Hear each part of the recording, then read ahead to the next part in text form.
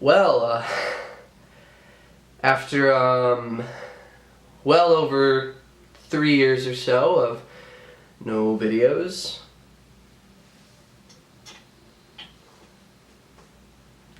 I'm back! Yes, thank you. Thank you. No, please, sit down. Thank you. Kind of forget how this works. Do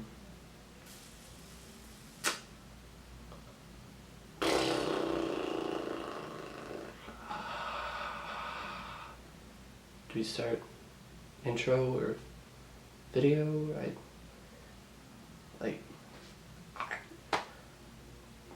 I'm sorry, this is really embarrassing. There's an intro, right? Do we play the intro and then we just go into the video or something?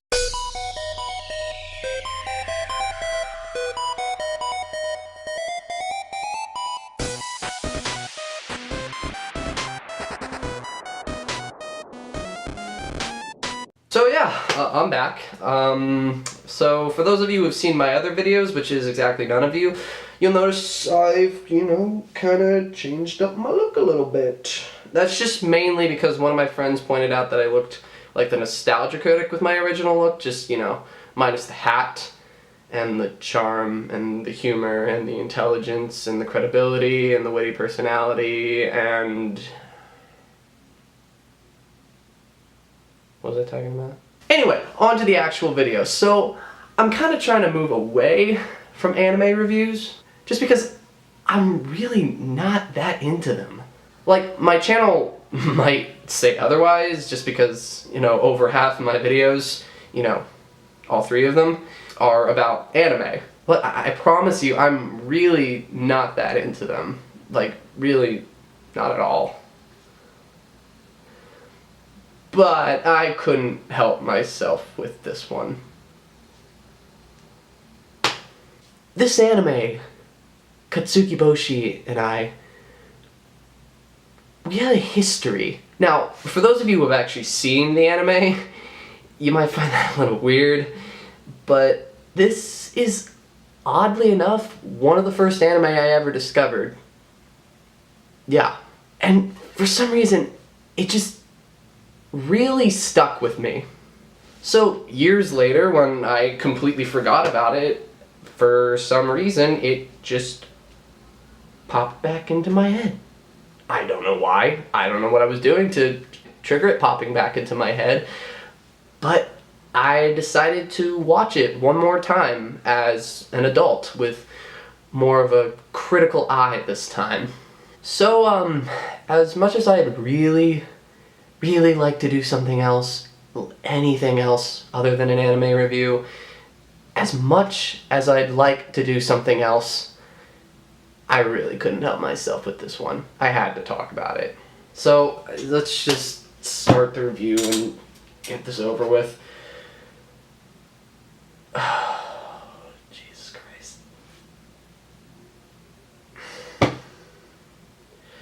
Oh, and by the way, for those of you who care, spoiler alert.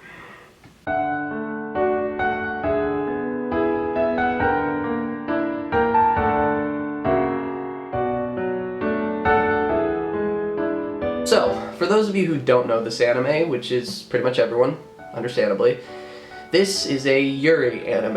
And for those of you who don't know what a Yuri anime is, congrats. So this is a lesbian love story.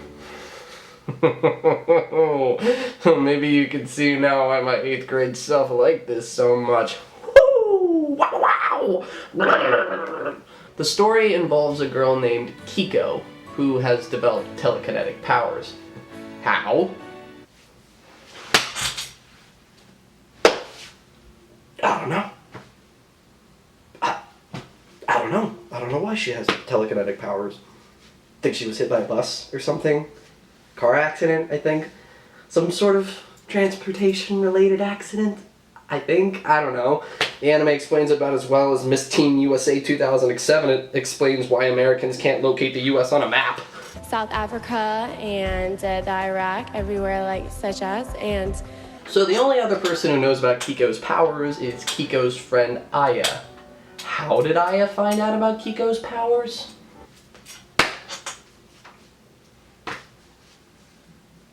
You tell me.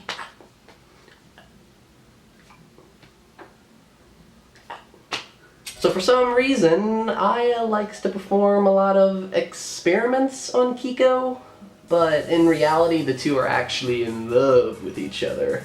After they share a kiss under some fucking tree of power that survived some bombing run in years prior, I don't know. They start secretly hooking up with each other over the summer and sneaking into school a bunch of times for some reason to have sex. Why not just do it at your house? Why do you have to go to the school? Wouldn't that be more risky? I mean, it's not like their parents are around or fucking exist in this anime, so why not just do it at their house? Yeah, by the way, they never show the girl's parents. Kiko has a phone call with her parents at some point, but they're never shown. Never shown. Alrighty. So, one day, Kiko walks in on Aya having sex with her brother.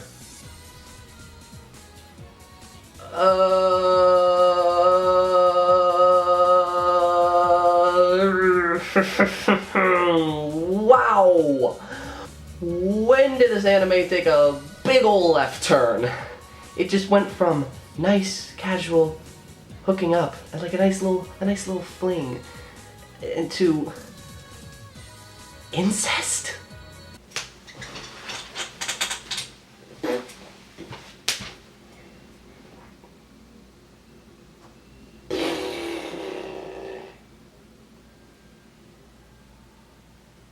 Okay. So, obviously, Kiko is pretty upset and decides to run away. So after some time passes, Aya just loses her fucking mind. So she tricks Kiko into coming to some gym storage area and then chloroforms her.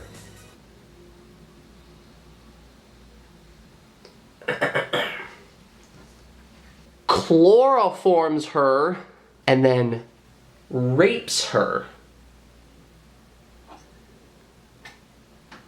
Rapes her. What the fuck? Like, where the hell did that come from? Like, okay, the incest thing was like kinda shocking, but like, holy shit! That's a bit of a tonal shift there, guys. Eventually, Aya lets Kiko go, and pretty fucking understandably, Kiko doesn't forgive Aya. So eventually, Aya goes missing for some reason, I guess, and then shows up like 2 minutes later. Yeah, okay. She eventually takes Kiko away, and then the two have rebound sex. Why?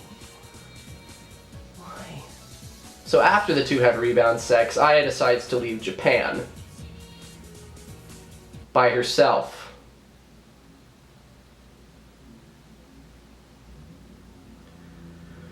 Where are her parents?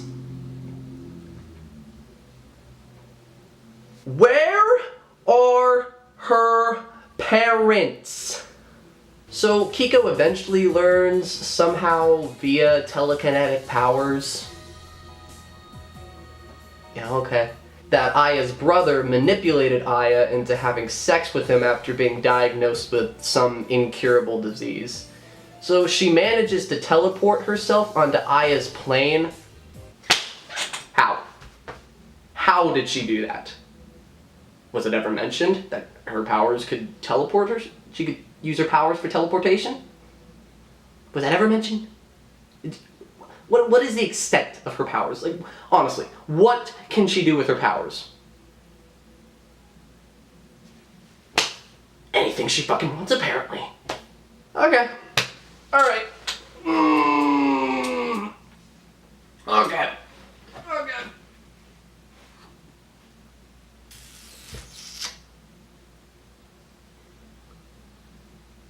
sounds about right. So after Kiko gets herself onto the plane, the two of them reconcile, and then Kiko teleports them off the plane, to which afterwards they start falling from the sky for some reason. And then Kiko teleports them to some distant planet where they can live out the rest of their lives together.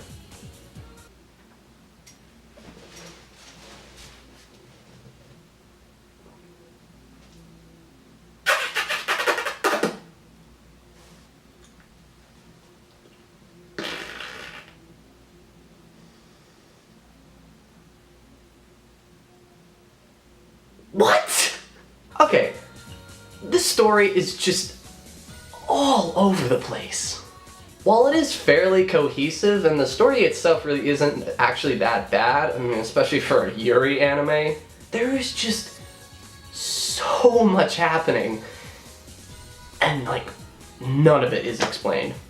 The beginning of it especially relies very heavily on exposition, none of which is like actually explained to the audience, like, well at all.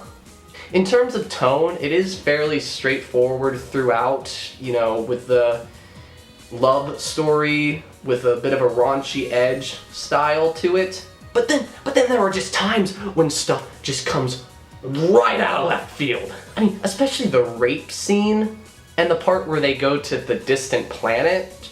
I mean, honestly, if I didn't know any better, and you just showed me those two scenes without any context whatsoever, I would assume that they're from different anime. I honestly would.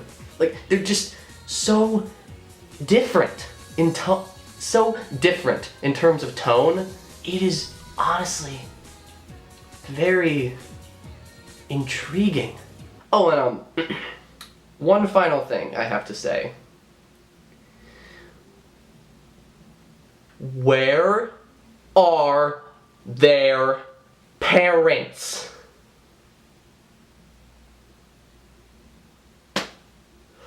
Where are there are a grand total of 3 characters in this anime.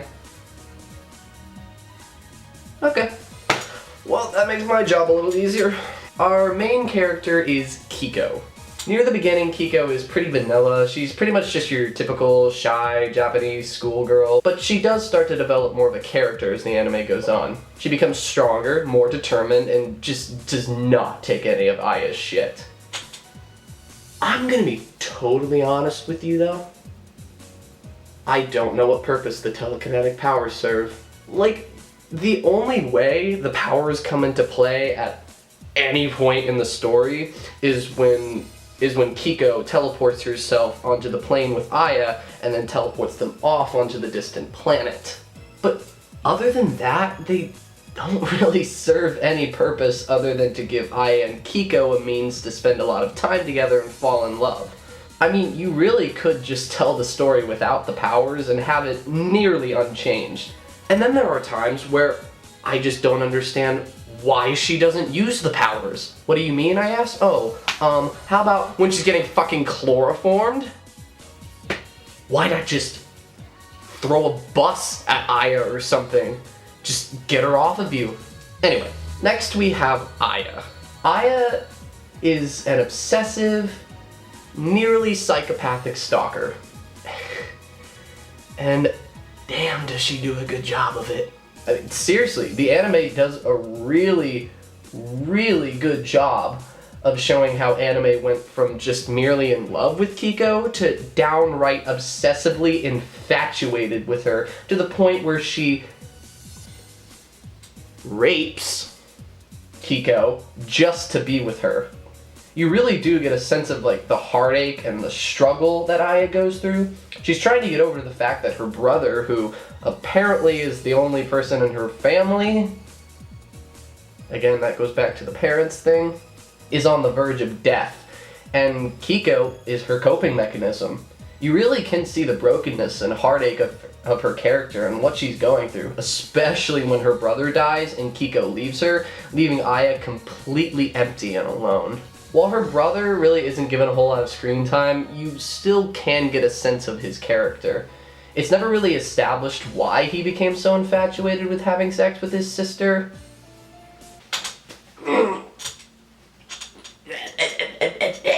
It just kind of seemed like one day he was just like, oh, fuck the shit out of you. Yeah, it wasn't very well explained. And that's really all there is to his character. Yep. The animation, like the story, is all over the place. I mean, for the most part, it's pretty passable, but then there are some scenes where the animation is just really lacking. And this is very apparent, oddly enough, during like the sex and making out scenes and whatnot. Okay. But then there are some scenes that just look crazy good, especially the part where the two of them are falling out of the plane. I'm not even kidding, that looks incredible. The music is really good, especially the song that plays at the end, Watashi no 71%. Weird name, but it's a really great song. I'd honestly give it a listen if I were you. The sound department leaves quite a bit to be desired. Not that it's bad necessarily, it's just some of the sound effects are, well, not good. No, I can't really think of a better way to describe it. It's just odd sometimes. I can't really think of a way to describe it. It's just like some of the sound effects, when I hear them, they're just strange.